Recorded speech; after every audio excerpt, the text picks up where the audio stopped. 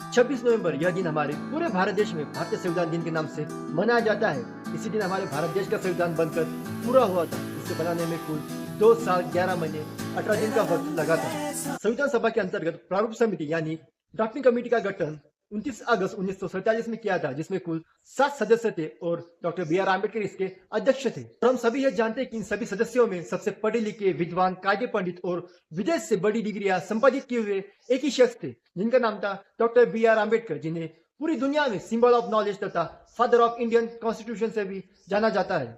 अल्लादी कृष्ण स्वामी Iyer, KL. Munshi, N. Gopal Swami अय्यगार, Mohammad Sadulla, N. Madhavrao, TT. Krishnamachari, ये उन 6 सदस्यों का नाम थे जो इन ड्राफ्टिंग कमेटी में शामिल थे।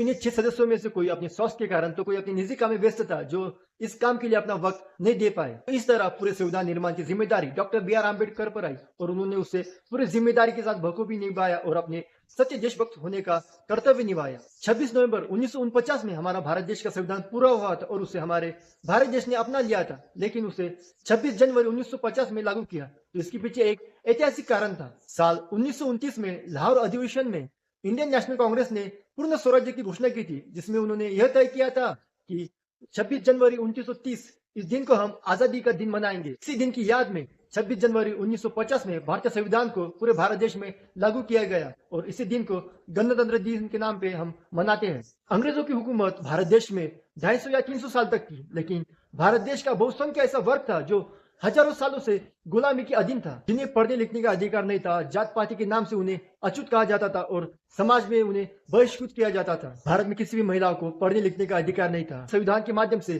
सभी भारतीय नागरिकों को समानता का अधिकार मिला। यही हमारे भारतीय संविधान की सबसे बड़ी ताकत है कि कोई भी एक इंसान दूसरे इंसान के प्रति जात पात, रंग, रूप, धर्म के आधार पर भेदभाव नहीं कर सकता है। और अंत में डॉक्टर बाबा साहब आम्बेडकर यह कहते हैं कि कोई भी संविधान कितना भी अच्छा क्यों न हो, अगर उसे अमल में लाने वाले लोग गलत हो तो उस संविधान को गलत ही ठहराया जाता है। और वही कोई भी संविधान कितना भी गलत क्यों ना हो, अगर उसे अमल में लाने वाले लोग अच्छे हो तो उस संविधान को अच्छा कहा जाएगा।